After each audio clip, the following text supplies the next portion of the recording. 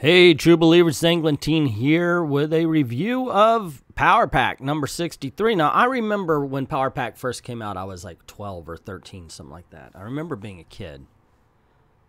I wonder if it's one of those things where I'm like older, but the memory's just a little weird. Anyway, 30-something years ago. And I really enjoyed them, too. I thought it was a fun book. I can read it now, as a matter of fact, at least the first 6 or 10 issues, and get that same feeling. And I'm really happy to say that they captured that feeling in this book. And that really does feel like a continuation of that 1980s book. Now, it's told in flashback. We start off, I believe it was Katie. She's in school. She has a writing assignment. And she decides to write a horror story about her and the other Power Pack members in their encounter with the boogeyman, somebody who can jump from body to body, take over people. And she wanted to write a horror story, but her teacher sees it and says, well, you know, there's parts missing. There's just things that don't understand. You want to make a horror story, but you're not willing to go all the way. You should be willing to go all the way with the craziness. And so she goes, okay. And she decides to lay out everything. She decides to tell it like it is. Call her family superheroes.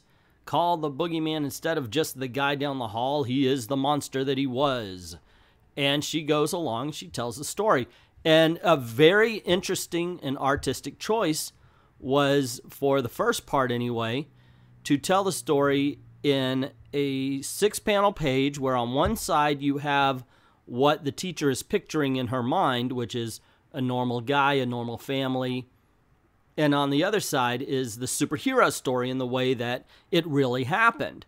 And I thought that was a very good artistic choice. It worked, because you do have two different perspectives here, from the teller to the tellee, or, you know, the listener, I guess, the storyteller to the reader in this, or whatever. Anyway, I really appreciated that. And then that's when she says, okay, like I said, you got to go crazy. Go, do it. Get in there. And she begins to tell the story all over again. But this time she explains things like, okay, me and my family are superheroes, and this was a supervillain. One time he took over Luke Cage, and he got beat, but now he's trying to attack us, and it's horrible. So let me tell you the story of how he possessed my brother Jack, and we had to fight him. And it was, from here on in, it is a complete nostalgia fest. If you liked Power Pack back in the day, you're going to enjoy them. But the setup allows for new readers to jump in. By the time it gets to the story of the past, everybody knows who everyone is. They know the motivations. They know everything there is that needs to be known.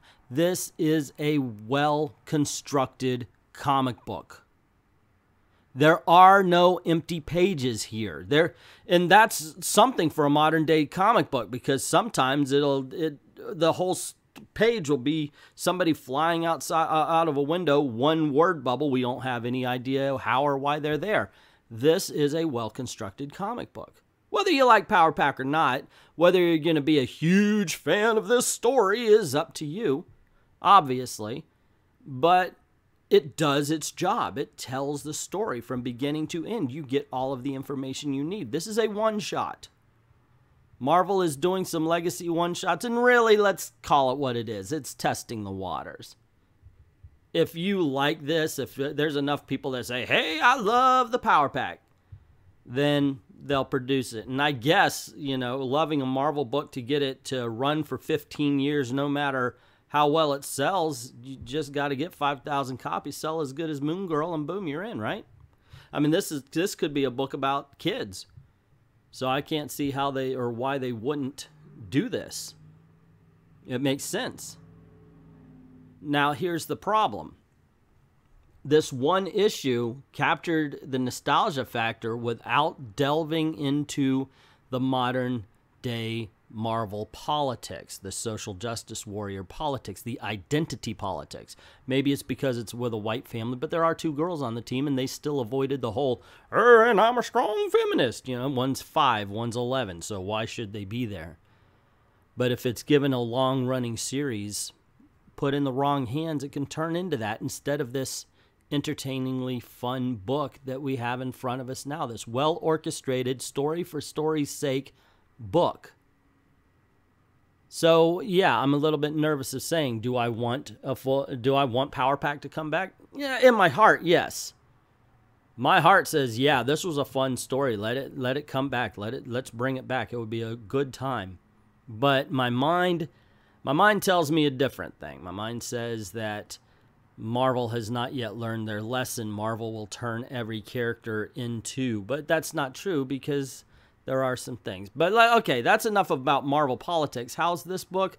Like I said, it's entertaining. It's fun. It's definitely something that if you like a fun comic book, if you just want an escape, this is one to pick up. I don't think you'd be too disappointed. And if you are, please put it in the comments below, you know? I can only give my opinion. I can only tell you how I felt when I read the book. And that's really a lot of times what I'm doing when I read the book. It's just, oh, wow, this is my visceral feeling. This is right after I read it. This is how I felt. And so I don't know, and I can't say what you felt, so put it in the comments below. Tell me if I'm right. Tell me if I'm wrong. Tell me why. Give me your review. Put that in the comments below. Also, if you like this video, you want to see more, and I assume if you made it this far, you did like the video, or at least you hate watched it, and that could lead to some good times too. Just remember to click like or unlike. Share, of course, because that's the most important. And if you have not done this already, click subscribe and that notification bell so you don't miss anything. Also, this is the way we make our living. So if you don't mind helping us keep the lights on and helping us make these videos for you, please go to Patreon or VIDME. Links are in the description below. Drop $1 in the till. We'd like to thank everybody who's already done that. And to everyone, all of the true believers who are waiting for a Whitey versus Snarks movie, thank you very much for watching.